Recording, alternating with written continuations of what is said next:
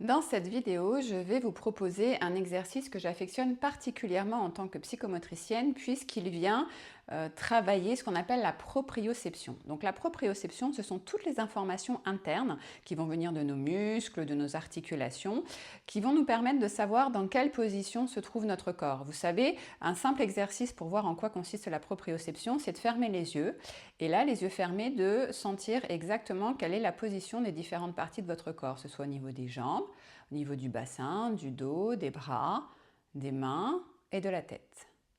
Et vous voyez qu'on a toutes ces informations-là sans être obligé de regarder dans quelle position se trouve notre corps. Et il se trouve qu'au fur et à mesure, en vieillissant, cette proprioception a tendance à devenir un petit peu, en tout cas on est moins sensible, on a tendance à perdre un petit peu ces informations. Donc là, les exercices que je vous propose, ça va être justement de venir stimuler et être plus à l'écoute de vos sensations internes.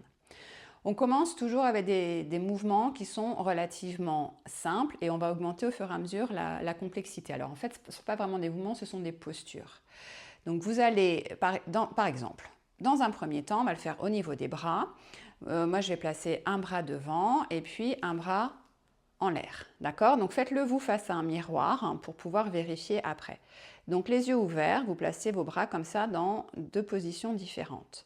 Ensuite, vous baissez les bras, vous fermez les yeux et les yeux fermés, vous allez remettre les bras dans la même position.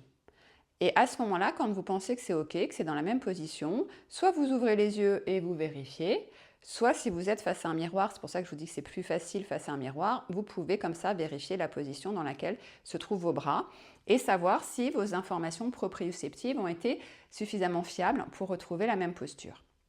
Donc là, je vais vous montrer pour vous inspirer différentes positions, mais bien évidemment, sentez-vous libre de trouver toutes les positions qui vous viennent à l'esprit.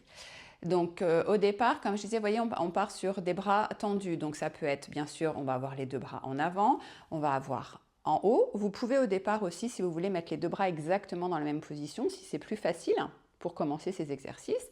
Donc sur le devant, en haut, sur les côtés, plutôt en perpendiculaire. Et puis après, toujours bras tendus, vous pouvez commencer à vous amuser un peu avec les diagonales.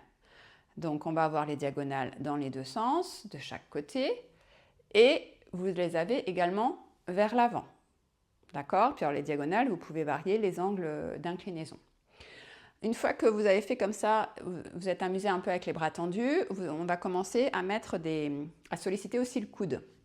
Donc vous pouvez, par exemple, placer le bras comme ça, et puis un autre bras comme ceci. Ou alors, on peut aussi avoir quelque chose qui soit comme ça. C'est pareil, ça va être à vous de faire varier les positions. Alors faites attention aussi à l'orientation que vous allez donner dans ces cas-là à vos mains. Est-ce que vous la faites venir vers vous sur les côtés? Et puis après, justement, je parlais des mains, vous allez faire intervenir les poignets. Donc on peut avoir des postures comme ça avec les poignets pliés, comme ça. Et comme les Égyptiens, si vous voulez, dans un sens et dans l'autre. D'accord? N'oubliez pas d'aller dans toutes les directions, vers l'avant, sur les côtés, vers le haut, pourquoi pas vers l'arrière, mais vous allez avoir moins d'amplitude au niveau des épaules, mais en tout cas, toutes les directions, de côté, devant et vers le haut. Et puis vous pouvez même, à la fin, si vous souhaitez, vous amuser et rajouter en plus des positions différentes pour les doigts. Une fois que vous serez à l'aise au niveau des bras, ou peut-être pas forcément attendre d'aller jusqu'au bout des poignets ou des doigts, mais vous pouvez aussi assez rapidement finalement rajouter des postures au niveau des jambes.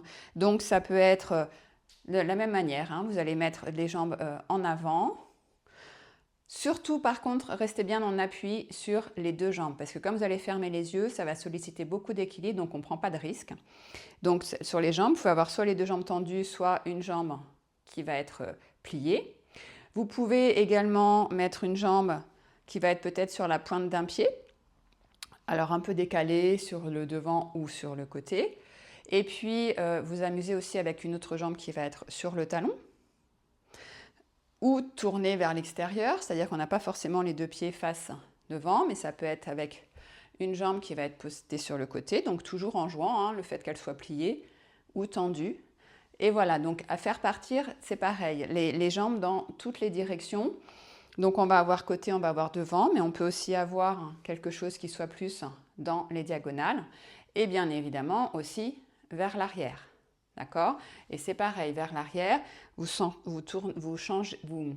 amusez aussi à changer l'orientation de vos pieds, du coup, qui va aussi engendrer un changement de positionnement au niveau du bassin. Bon, j'espère que les explications ont été claires sur ces exercices sollicitant la proprioception. N'hésitez pas à me dire en commentaire comment ça s'est passé pour vous les premières fois où vous avez testé ça, parce que j'imagine que ce n'est pas un exercice qu'on fait spontanément. Donc voilà, quand vous avez découvert en fait ce qu'était la proprioception, et puis est-ce que vous avez réussi progressivement à faire des exercices un peu complexes. Et ça m'intéresserait aussi de savoir, en le faisant régulièrement, quelles vont être pour vous les conséquences dans le quotidien, puisque la proprioception, comme je l'ai dit, je crois, elle est importante pour toutes nos actions, pour tous nos gestes, puisqu'elle va nous permettre d'avoir des gestes qui soient efficaces, pertinents, sans qu'on se cogne, en tout cas d'avoir un bon ressenti interne pour pouvoir s'adapter à son environnement, et puis également pour l'équilibre. Donc plus on va travailler notre proprioception, plus on va retrouver un équilibre un peu plus stable, en tout cas on va gagner en stabilité. Et puis comme on va avoir un meilleur ressenti interne, on va avoir des gestes qui vont être beaucoup plus adroits. Voilà, donc n'hésitez pas à me partager en commentaire comment ça se passe pour vous dans votre quotidien.